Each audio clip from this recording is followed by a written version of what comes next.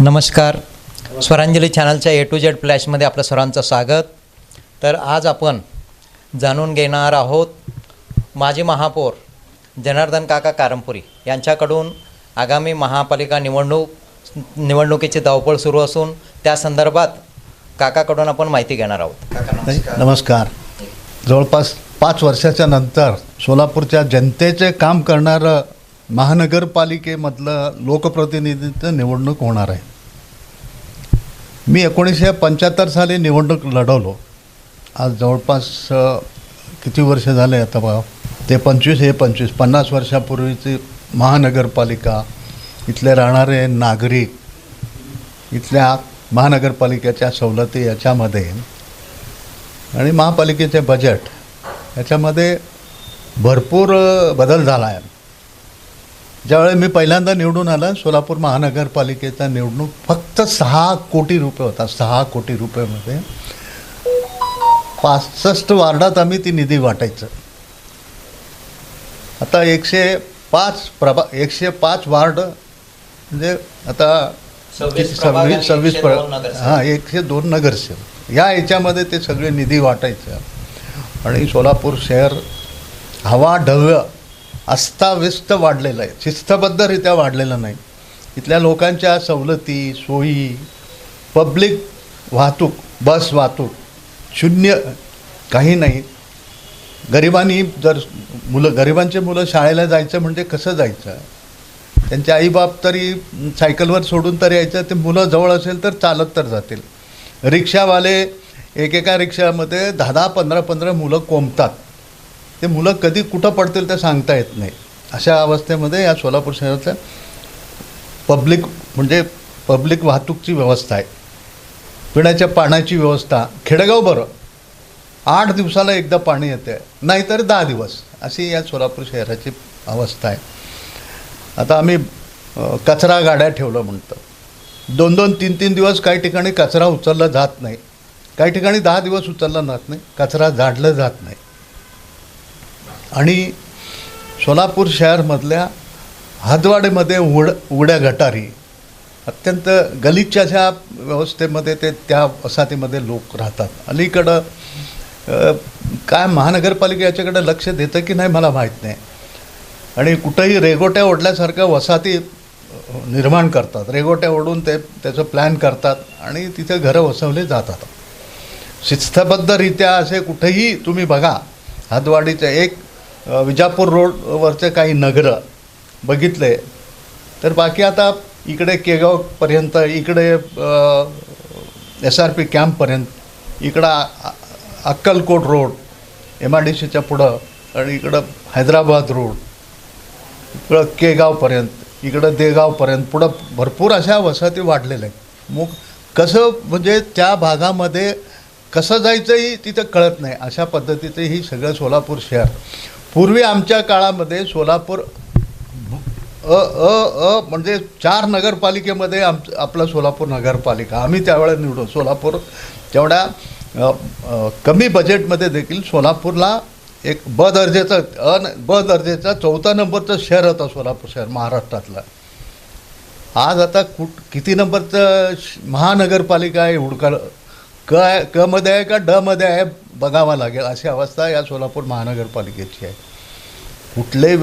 आता स्मार्ट सिटीमध्ये संपूर्ण शहराला विकास झाल्यानंतर त्याला स्मार्ट सिटी म्हणतात का?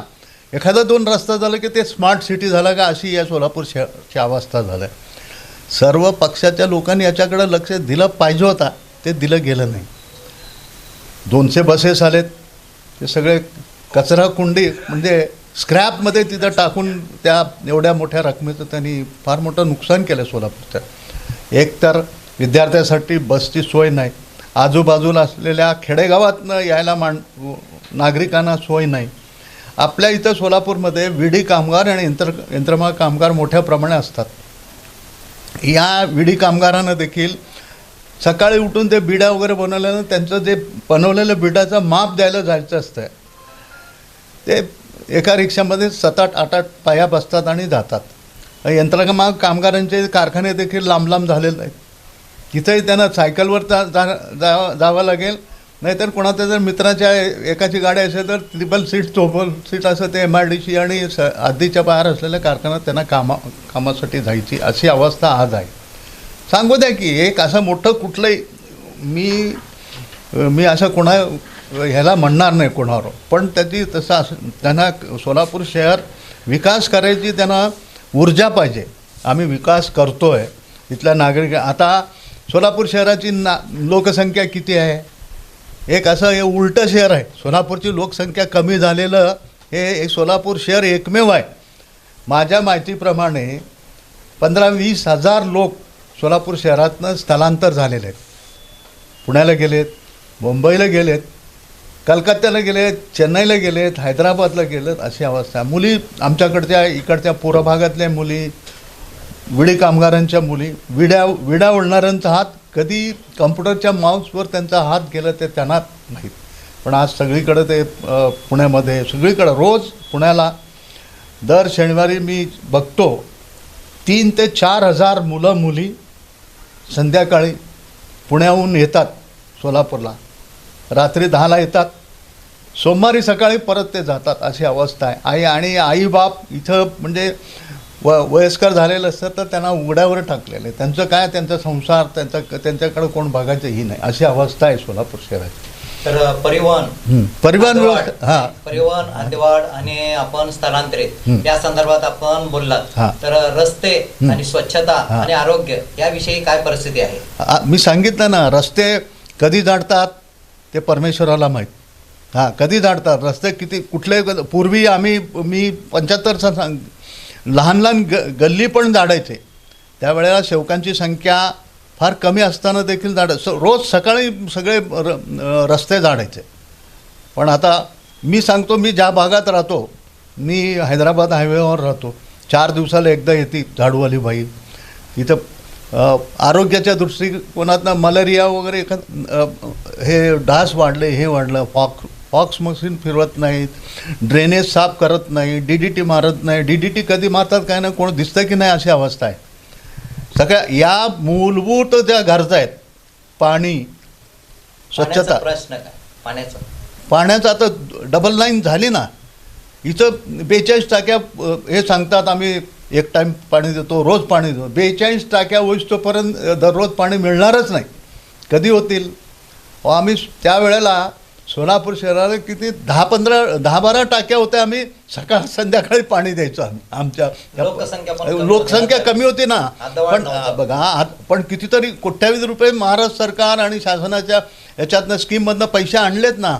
आता हे उजनी सोलापूरचं सुशीलकुमार शिंदे मुख्यमंत्री असताना, विलासराव उद्योगमंत्री असताना त्यांनी 100 MLDचं ते पाणी सगळं सोलापूरला आणण्यासाठी चिंचोळी MIDC उभं केले. त्यात 20 MLD त्यांना द्यायचं असं नाही. त्यांनी पैसे दिले 20 कोटी रुपये MIDCनं त्या पाईपलाईनसाठी. तिथं हे सगळं त्यांनी केलं आहे. पण पुन्हा सोलापूर शहर हे सगळं युनिव्हर्सिटी झाली, युनिव्हर्सिटी विद्यार्थी शिकतात वगैरे, त्यांच्यासाठी पण दिल्ली बस पाहिजे. कॉलेज विद्यार्थ्यासाठी दर 2 त्यांच्या तासिकाप्रमाणे त्यांच्या वेळेनुसार त्यांना हे लांब आहे. 20 किलोमीटर विद्यापीठ 20. आता कोल्हापूरला बघा, कोल्हापूरला शिवाजी युनिव्हर्सिटीपर्यंत जाण्यासाठी किती वाहतूक सोयी आहेत, इथं आपल्याकडं नाहीत. कारखाने आता MIDCला जायचं म्हणलं कसं जाणार? चिंचोळी MIDCमध्ये कारखाने येत आहेत. अजूनही कारखान्यासाठी प्रयत्न केला पाहिजे. मोठ्या उद्योगधंदे आलेत ना, मग इतर धंदेही वाढतात. त्याला अनुसरून इतर अन्सलरी उद्योग पण वाढतात. आणि कॉम्प्युटर उद्योग या ठिकाणी पुणे सोलापूर आता बाय रोड जायचं म्हणजे 3 तासात जातो. आता विमानसेवा नाही म्हटलं, आता विमानसेवा पण सुरू झाल्या. पण रात्रीची विमानसेवा पाहिजे. मुंबईला वेळेचा बदल पाहिजे. सकाळी 8ला जर गेला तर 9ला जातं. संध्याकाळपर्यंत मुंबईतलं कामं संपून ते परत सोलापूरला येऊ शकतात. हैदराबादला पण पाहिजे. तीर्थक्षेत्र म्हणून इथल्या सोलापुरातले सर्व समाजाचे लोक तिरुपतीला जातात. चेन्नई तिरुपती, चेन्नई बेंगलोर. तुम्ही याच्याकडं बघण्याचा दृष्टिकोन राज्यकर्त्याचं अत्यंत सक्षम असं पाहिजे की आता तुम्ही कुठल्या पक्षाने केलं आहे, मी केलं नाही, त्यांनी केलं, हे भांडत बसणं हे आपण कोणासाठी करतो? लोकांसाठी करतो. पक्ष जो चांगला आहे, यांनी एवढे वर्ष राज्य केलं आहे, यांनी तेवढं वर्ष, हेच मोजबाप आम्ही ऐकतो सगळीकडनं. की रोज येत म्हणजे त्यांनी एवढे वर्ष राज्य केले, तुम्ही त्यांनी केलेत जेवढं त्यांच्या याच्याप्रमाणे त्यांनी पुष्कळ केलं. त्यावेळेला मी पूर्वी जुना इतिहास मी काढत बसत नाही. तुम्ही आता इतक्या झपाट्याने भारत देश पुढं जात आहे, त्या पद्धतीनं सोलापूर शहर जात नाही. कितीतरी बेकारी आहे इथं. तर आता 4 वर्षाच्या प्रशासन कारकिर्दीनंतर पुन्हा एकदा महापालिकेचं इलेक्शन लागलेलं आहे. तर त्या संदर्भात मतदारांचा कौल काय राहील? मतदारांचं कौल काय? आता सगळीकडे त्यांचीच सत्ता आहे, त्यांचा प्रयत्न राहील त्यांचा सत्ता इथं आणण्यासाठी. पण सोलापूरचे लोक सुजाण आहेत, त्यांना माहीत आहे कोण आपला सोलापूरचा विकास करू शकतात आणि कोण. पूर्वीचे असा बघत नव्हते. आम्ही आमच्या काळात विठ्ठलराव पलमारीसारखा कम्युनिस्ट पक्षाचा एक अभ्यासू, आम्ही त्यांना निवडून आणण्यासाठी प्रयत्न करत आहोत. याही वेळेला या 4 वर्षानंतर जी निवडणूक होती, सक्षम अशा कॉर्पोरेटरना तुम्ही निवडून द्या. पक्षीय धोरण न ठेवता जो सोलापूर शहरासाठी योग्य असं योजना राबवेल, सोलापूर शहराचं भलं करेल. पहिल्यांदा पाणी पुरवठा, पाणी कधी येईल त्याच्यासाठी रात्री 12 वाजेपर्यंत सगळं कामं सोडून तिथं पाण्यासाठीच उभं राहायचं. अजूनही आम्ही ज्या भागात राहतो तिथं 5 दिवसाला एकदा पाणी येतं. 5 दिवसाला एक टाईम येतं. कधी येतं सांगता येत नाही. रात्री 9ला येतं का पहाटे 5ला येतं का, अशी आवाज. ही संपूर्ण अशी व्यवस्था बदललं पाहिजे. तुम्ही फक्त पक्षीय दृष्टिकोन सगळ्या ठिकाणी सर्व पक्षाचे लोक येतात ना, एक धोरण ठेवलं पाहिजे. सोलापूरचं शहर आपण कसं पुढं नेऊ हे इतकं आपण सुदैवात या शहराला लागून असलेले 6 हायवे आहेत. आपल्याला 6 हायवे या शहराला लागून आहेत. पुणे, मुंबई, कोल्हापूर, गोवा, हैदराबाद, बेंगलोर, दौंड, आपलं हे धुळे, नाशिक, नागपूर, एवढ्या रस्ते आपल्याला 4 लाईन झालेल्या आहेत. मोठ्या प्रमाणात म्हणजे सोलापूर शहराचा विकास व्हायला पाहिजे. मी बघतो महानगरपालिकेमधले कुठला तरी विषय आणून तुम्ही मंथन करत बसता, त्याच्यावर 2-2 तास बोलता. सोलापूर शहरासाठी विकासासाठी काय केलं पाहिजे या विषयावर या, आणि तुम्ही ते ठराव काही असेल तर सर्व पक्षाच्या लोकांनी एकत्रित येऊन सोलापूरचं भलं करण्यासाठी तुम्ही प्रयत्न करायला पाहिजे. नवीन येणाऱ्या या कॉर्पोरेशन मंडळी, तरच सोलापूरचा विकास होईल. धन्यवाद काका, आपण परिपूर्ण माहिती दिलात. सोलापूरचा विकास आणि आगामी निवडणुकीत काय मतदारांनी विचार केला पाहिजे या सगळ्या गोष्टीबद्दल आपण परिपूर्ण माहिती दिलात स्वरांजली चॅनलच्या प्रेक्षकांना. धन्यवाद.